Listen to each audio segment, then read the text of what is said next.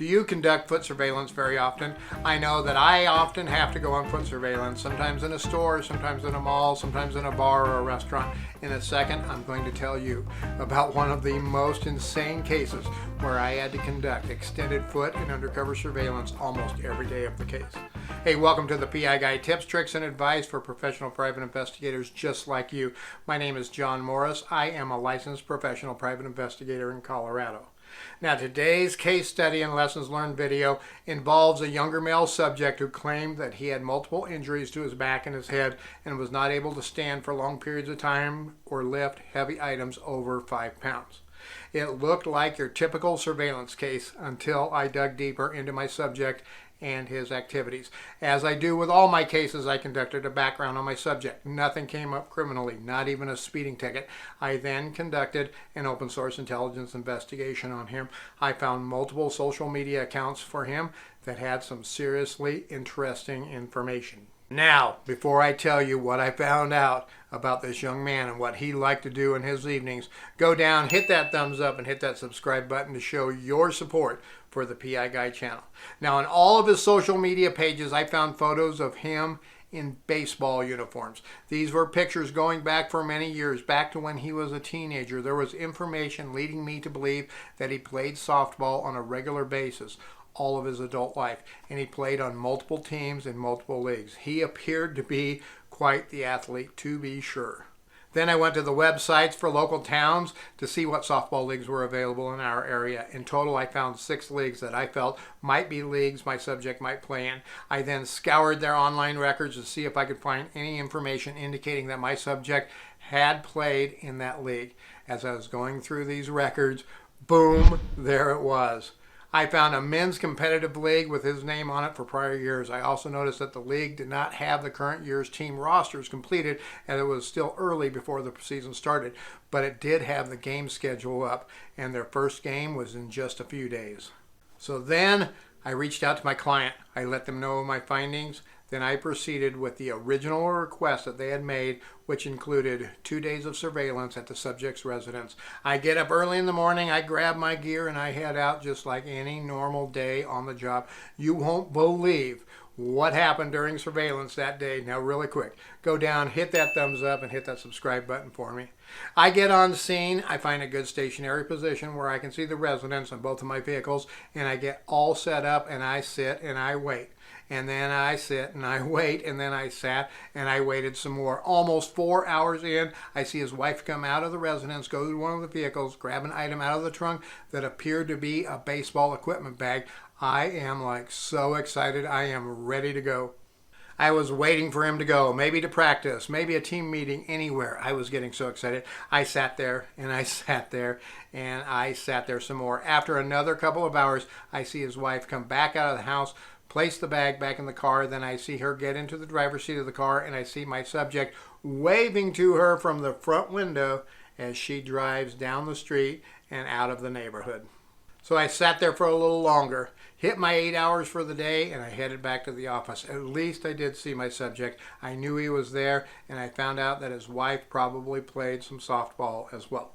My second day of surveillance was a little more exciting. My subject and his wife went to the grocery store earlier in the day. Nothing too exciting about it. He wasn't carrying any 50-pound bags of dog food or anything like that, but he did display a normal gait while walking and never showed any obvious signs of pain or discomfort while he was walking and doing his shopping.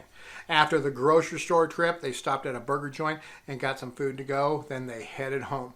Then I sat there for a while, and then I sat there some more. And yep, you guessed it, I sat there even longer. This is the life of a surveillance investigator, folks. A lot of sitting and waiting tends to happen. I did hear from my client, and they wanted me to see if I could figure out if he was on that softball team, so I got another day of surveillance. I decided to start later on the third day. The game started at 6:30 p.m., so it just didn't make sense to go out at 6 o'clock in the morning.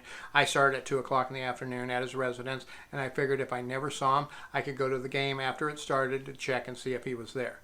Now the crazy part is here, folks. I know I ask a lot. Go down and hit that thumbs up and hit that subscribe button to show your support for the PI Guy channel. That really, really helps the channel out a lot. Now, after about an hour, here he comes out of the house carrying one of those baseball equipment bags. He puts it into the trunk of the car, then he goes back inside. He comes out a little while later wearing a softball jersey, and he gets in his car and away he goes. The chase is on, folks. Okay, it wasn't really much of a chase. I knew where he was going most likely, and the ball fields were only a few minutes away from his house. As we pulled into the parking lot, I grabbed a front parking spot and I jumped out and I went on foot surveillance. I had already checked out the fields and I decided my best shot for video was to get to the center area ahead of him and sit on a bench with my covert camera getting video all the way as he walked towards the fields carrying that big old heavy baseball bag.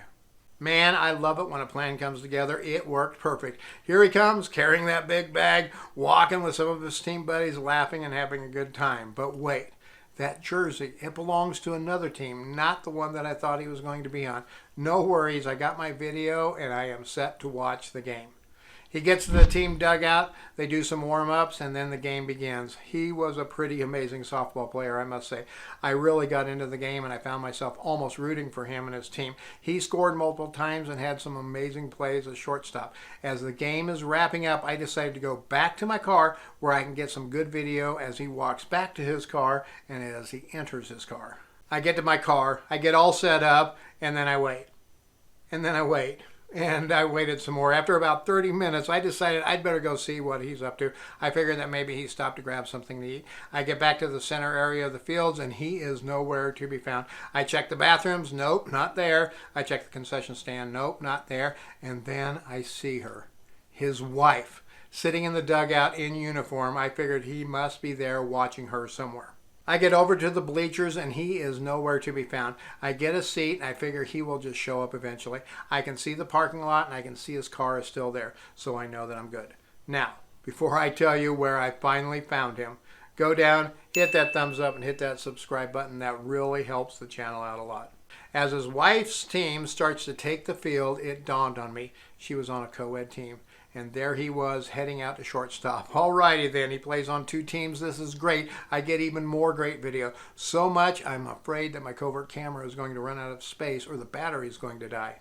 Now, wouldn't you know it, his team won. Nice. 2 wins in one night. I decide to head back to my car, but I do it a little more cautiously this time. As I'm walking to my car, I see several guys walking from the parking lot with jerseys on for the team that I thought he played on in the first place. I get to my car, I stick in a fresh SD card in my covert camera, and I grab my portable phone charger so I can charge it up, and I head back over to the fields. Sure enough, there he is in yet another jersey with the team that I thought he might be on in the first place.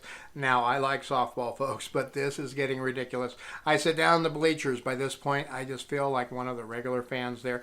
This time, he is the pitcher, not the shortstop. Okay, whatever.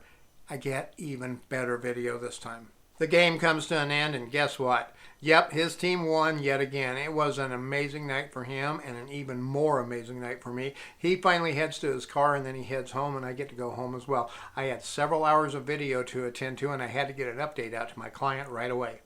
The client was ecstatic, to say the least. I found more information and come to find out he played regularly on the first team and the last team, the one I thought that he might be on. He was a sub for that second team that his wife was on. I later found out that he often subbed for other teams as well. There were 9 games, I think, in total for that regular season. The client asked me to cover more of them as the season progressed. His primary team went to the playoffs even, and yep, they even won.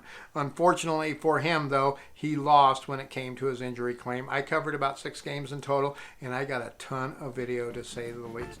Hey, thanks for watching the PI Guide. Tips, tricks, and advice for professional private investigators just like you. Here are 2 more videos that I made just for you. Now go down, please. Hit that thumbs up and hit that subscribe button. That really helps the channel out a lot. And remember, folks, stay safe out there.